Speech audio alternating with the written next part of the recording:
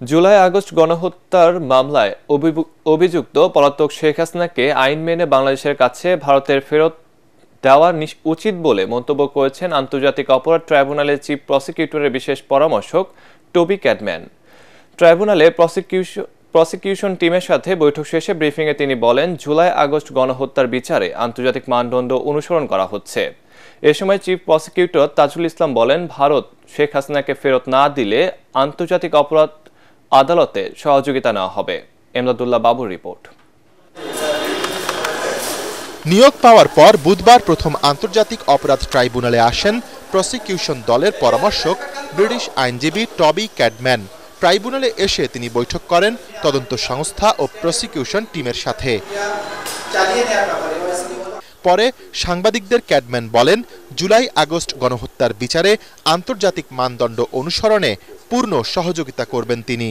This process is going to require the full assistance and support of the international community. Politically and legally, that process will be continued, and I will do whatever I can to support this office to ensure that these trials meet the highest international standards. Sheikh হাসিনাকে ফেরত দেয়া প্রসঙ্গে British এই আইনজীবী বলেন, ভারত আইন অনুযায়ী সাবেক এই প্রধানমন্ত্রীকে ফেরত পাঠাতে পারে, আর না দিলে শেখ হাসিনার অনুপস্থিতিতেই মামলার বিচার কাজ চলার সুযোগ রয়েছে। We would hope, and certainly we would make a call to India as a democratic state, that they respect the rule of law and they respect a lawful and proper request for her extradition when an extradition request is made. If extradition is refused, we will have to then look upon whether she is tried in her absence or whether in fact we look to the International Criminal Court to provide assistance. এ সময় আন্তর্জাতিক অপরাধ ট্রাইব্যুনালের chief prosecutor Tajul Islam বলেন, গণহত্যার বিচারে আসামি পক্ষ চাইলে বার কাউন্সিলের অনুমতি সাপেক্ষে বিদেশি পরামর্শক নিয়োগ দিতে পারে। আমাদের আইনে আমরা সেটাও করেছি যে ডিফেন্সের পক্ষ থেকেও তারা যদি এই ধরনের কনসালটেন্ট নিয়োগ করতে চান, তাদের পক্ষে অ্যাডভাইস গ্রহণ করার জন্য সেটাও তারা করতে পারবেন, কিন্তু তারা কোর্ট রুমে লয়ার হিসাবে সরাসরি করতে হলে বার কাউন্সিলের পারমিশন ছাড়া করতে পারবেন না। 10 বছর আগে ৭১-এর মানবতা বিরোধী অপরাধে যখন জামায়াত নেতাদের বিচার শুরু হয়, তখন টবি ক্যাডম্যানকে আইনজীবী হিসেবে নিয়োগ করেছিল জামায়াত, কিন্তু সে সময় তাকে আইনজীবী হিসেবে কাজ করার অনুমোদন দেয়নি শেখ হাসিনার সরকার। তবে 5 আগস্টের পরিবর্তিত পরিস্থিতিতে সেই টবি ক্যাডম্যানই এখন জুলাই আগস্ট গণহত্যার প্রসিকিউশন টিমের পরামর্শক। বর্তমানে এই ট্রাইব্যুনালে 4টি মামলায় সাবেক আওয়ামী লীগ সরকারের মন্ত্রী, এমপি ও প্রশাসন এবং পুলিশের কর্মকর্তা সহ শতাধিক ব্যক্তির বিচার কাজ চলছে। ইমদাদুল্লাহ বাবু, ATN বাংলা, ঢাকা।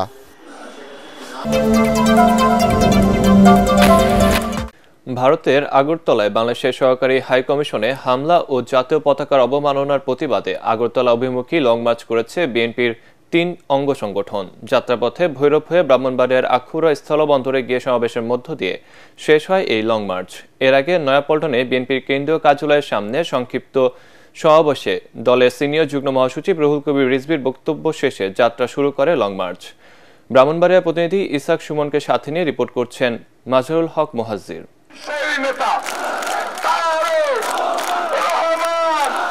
বিএনপির 3 অঙ্গ সংগঠন ছাত্রদল, যুবদল ও স্বেচ্ছাসেবক দলের নেতৃত্বে ভারতীয় আগ্রাসনের বিরুদ্ধে ঢাকা টু আগরতলা অভিমুখে লং মার্চ। তাই তো শীতের সকালেই বিএনপির কেন্দ্রীয় কার্যালয়ের সামনে এই জনস্রোত। ভারতের যদি শুভবুদ্ধি হৃদয় না হয়, বাংলাদেশের প্রতিটি দেশপ্রেমিক মানুষ তার পতাকার জন্য জীবন দিতে কুণ্ঠাবোধ করবে না। প্রতিবেশী রাষ্ট্র হিসেবে তোমাদেরকে আমরা অস্বীকার করতে পারবো না, কিন্তু রাজনীতির সকল শিষ্টাচার মেনেই তোমাদেরকে চলতে হবে। আমাদের মধ্যে গণতান্ত্রিক সমালোচনা থাকবে, গঠনমূলক সমালোচনা থাকবে ছাত্র সংগঠনগুলোর মাঝে, কিন্তু এই খুনি হাসিনার বিরুদ্ধে এবং ভারতীয় আগ্রাসনের বিরুদ্ধে পুরো ছাত্র সমাজ এক এবং ঐক্যবদ্ধ রয়েছে। দলের তরুণ কর্মীদের উজ্জীবিত করতে সকাল থেকে উপস্থিত ছিলেন বিএনপির সিনিয়র যুগ্ম মহাসচিব রুহুল কবির রিজভী। সমালোচনা করেন জয় বাংলা স্লোগান নিয়ে। জয় বাংলা বললে তো আমাকে মমতার জয় বড় হবে, বাংলাদেশের তো জয় না। আর বাংলাদেশ জিন্দাবাদ, আমার মানচিত্র, আমার আম গাছ, আমার কাঁঠাল গাছ, আমার শীতলক্ষা, আমার ধলেশ্বরী। সংক্ষিপ্ত সমাবেশের পর শুরু হয় লং মার্চের যাত্রা। সহস্রাধিক গাড়ির এই বহর ছুটে চলছে আখাউড়া সীমান্তের উদ্দেশ্যে। এই লং মার্চের মাধ্যমে বুঝিয়ে দিতে চাই যারা সাম্রাজ্যবাদী, যারা অন্যের দেশকে দখল করতে চায়, অশান্তি সৃষ্টি করতে চায়, তাদেরকে সতর্ক করতে চাই যে ভবিষ্যতে যেন এই ধরনের স্পর্ধা তারা না দেখায়। যাত্রাপথে বিভিন্ন জায়গায় পথসভায় অংশ নেন স্থানীয় বিএনপির নেতাকর্মীরা। কিশোরগঞ্জের ভৈরবে বিশাল পথসভার আয়োজন করে স্থানীয়রা। ছাত্রদল, যুবদল ও স্বেচ্ছাসেবক দলের ঢাকা টু আগরতলা লং মার্চের যাত্রাপথে রাস্তার পাশে দাঁড়িয়ে এভাবেই অভিবাদন জানাচ্ছে বিএনপির সমর্থকরা। তাদের দাবি, ভারতীয় আগ্রাসনের বিরুদ্ধে দলটির যে অবস্থান তাতে আর পেছনে ফেরার কোনো সুযোগ নেই। প্রতিবেশী দেশ হিসাবে ভারতের সাথে এখন সম্পর্ক হবে শুধুই ন্যায্যতার, এমনটাই প্রত্যাশা সবার। আগরতলা অভিমুখে লং মার্চ পৌঁছায় বিকেলে। স্থলবন্দরের মাঠে প্রতিবাদ সমাবেশে বক্তারা বলেন, ভারতকে প্রভু হিসেবে আর দেখতে চায় না এদেশের জনগণ। বাংলাদেশের বহিরাগত কোনো প্রভু নেই, আমরা বন্ধু রাষ্ট্র হিসেবে প্রতিবেশীকে চিন্তা করি। 3 সংগঠনের এই কর্মসূচিতে নারায়ণগঞ্জ, নরসিংদী সহ অন্যান্য জেলার নেতাকর্মীরাও অংশ নেন। মাসহারুল হক মুহাজির, এটিএন বাংলা, ঢাকা।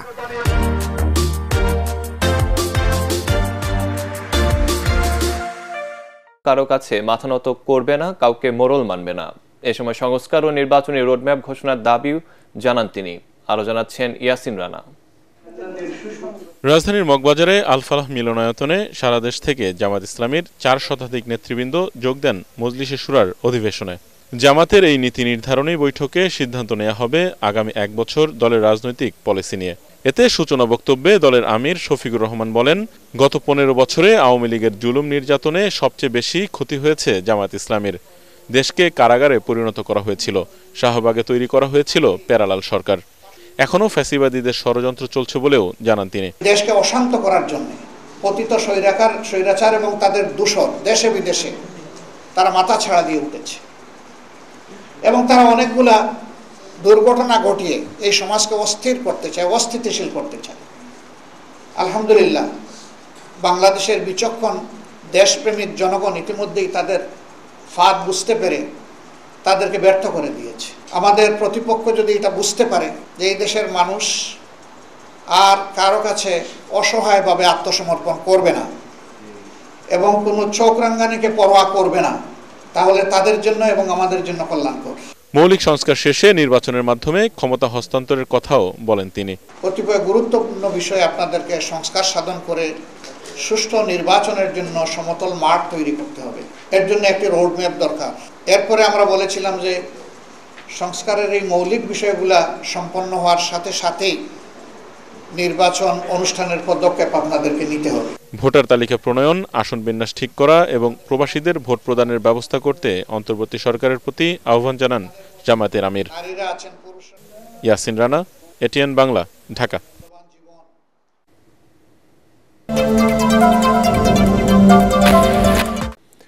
শিক্ষা, প্রযুক্তি ও অর্থনৈতিক দিক থেকে পার্বত্য অঞ্চলকে এগিয়ে নিয়ে যাওয়ার আহ্বান জানিয়েছেন প্রধান উপদেষ্টা ডক্টর মোহাম্মদ ইউনূস।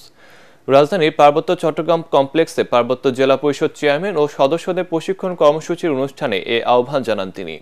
রাঙামাটিতে আয়োজিত পার্বত্য জেলা পরিষদ ব্যবস্থাপনা শীর্ষক প্রশিক্ষণ কর্মসূচিতে ভার্চুয়ালি যোগ দেন ডক্টর ইউনূস। তিনি বলেন, প্রাকৃতিক সৌন্দর্য ও সম্পদে পরিপূর্ণ পার্বত্য জেলাগুলো দেশের সবচেয়ে উন্নত অঞ্চল হওয়ার সম্ভাবনা থাকলেও আজও পেছনে পড়ে রয়েছে।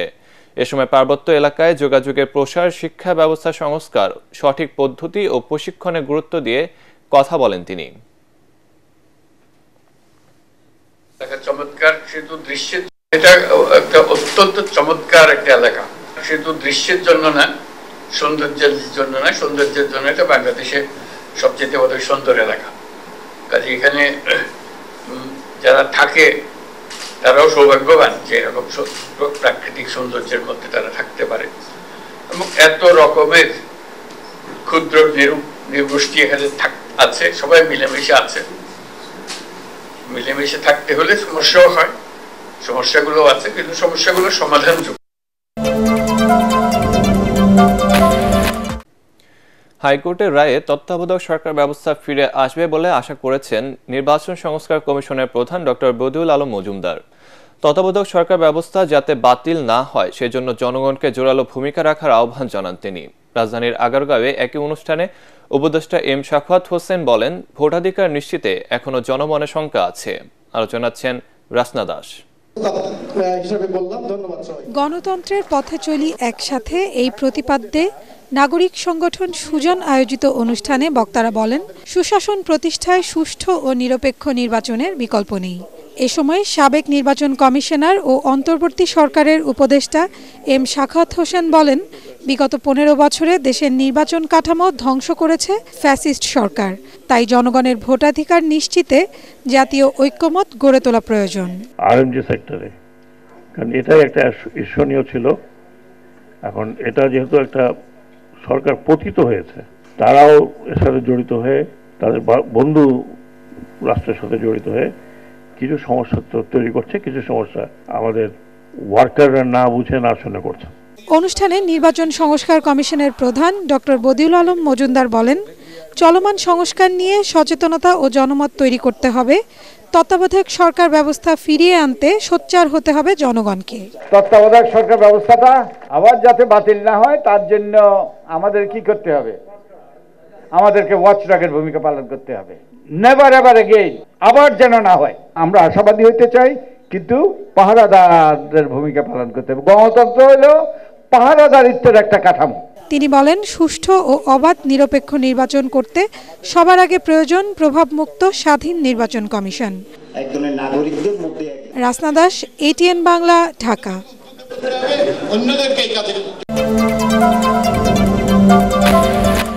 দায়িত্ব নিয়ে দুর্নীতি কমানোর ঘোষণা দিয়েছেন দুদকের নতুন চেয়ারম্যান ডক্টর মোহাম্মদ আব্দুল মোমেন।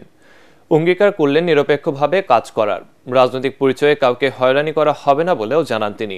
1 সপ্তাহের মধ্যে সম্পদ বিতরণী জমা দেবেন দুদক চেয়ারম্যান ও 2 কমিশনার। তার বিরুদ্ধে থাকা দুর্নীতির অভিযোগেরও জবাব দেন চেয়ারম্যান। রিপোর্টে জানাচ্ছেন মাহবুব কবির চপল। 42 দিন পর নতুন চেয়ারম্যান ও কমিশনার পেল দুর্নীতি দমন কমিশন। বুধবার বিকেল 3:30টার দিকে দুদক কার্যালয়ে আসেন নতুন চেয়ারম্যান ডক্টর আব্দুল মোমেন ও কমিশনার মিয়া মোহাম্মদ আলী আকবর আজিজি। বিদেশ থাকায় আসতে পারেননি আরেক কমিশনার অবসরপ্রাপ্ত ব্রিগেডিয়ার জেনারেল হাফিজ আহসান ফরিদ। দায়িত্ব নিয়ে প্রথম দিনেই ঊর্ধ্বতন কর্মকর্তাদের সাথে 1.5 ঘন্টার বেশি সময় বৈঠক করেন চেয়ারম্যান ও কমিশনার। পরে সাংবাদিকদের জানান তাদের পরিকল্পনার কথা। আমরা যদি এই দুর্নীতিকে কার্ভ করতে পারি, আমরা যদি কমিয়ে নিয়ে আসতে পারি, তাহলে বৈষম্য ক্রমাগত কমতে থাকবে। কোনো রাজনৈতিক কিংবা অন্য কোনো মতাদর্শে প্রভাবিত হয়ে আমরা কাজ না করি, সেটি আমরা লক্ষ্য রাখবো। দুদক নিয়েও অনেক প্রশ্ন বাজারে আছে যে দুদক নিজে কতটা দুর্নীতিমুক্ত। দুদক এই সমাজেরই একটি অংশ।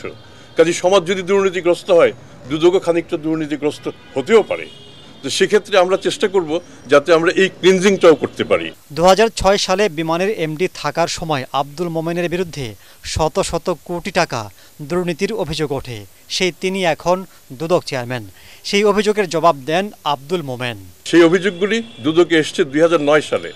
9 থেকে 22 পর্যন্ত এর উপরে বহু তদন্ত হয়েছে। তদন্ত হয়ে 23 সালে দুদক থেকে এই অভিযোগগুলি যে প্রমাণিত হয়নি, সেই প্রত্যয়ন দুদকই করেছে। আপনার যদি তারপরেও কোনো সন্দেহ থাকে, অভিযোগগুলি তো আপনাদের হাতেই আছে। যদি ভাইরাল হয়ে থাকে, আপনারা কেন তদন্ত করছেন না? এ সময় নতুন কমিশনার মিয়া মোহাম্মদ আলী আকবর আজিজি জানান, দুদকের কালো মেঘ কেটে গেছে। এখন ছোট বড় সব দুর্নীতির বিরুদ্ধে ব্যবস্থা নেবেন তারা। দুদকের সামনে মেঘ ছিল, এটা আপনারা জানেন। এটা আমার মুখে এটা আর বলানোর প্রয়োজন নেই। এটা সকলেই আমরা জানি। মেঘ যতক্ষণ মেঘ থাকবে না, দেখবেন ইনশাল্লাহ দুদক বা দুর্নীতি দমন কমিশন এর নামেই রয়েছে, এর কাজ কি। দুদকের 7ম চেয়ারম্যান হিসেবে দায়িত্ব গ্রহণ করলেন ডক্টর আব্দুল মোমেন। এখন দেখার বিষয় তিনি লাকি 7 হতে পারবেন নাকি আগের মতোই কমিশন চলবে, যার উপর নির্ভর করবে বাংলাদেশের দুর্নীতি বাড়বে নাকি কমবে। মাহবুব কবির চপল, এটিএন বাংলা, দুদক কার্যালয়, ঢাকা।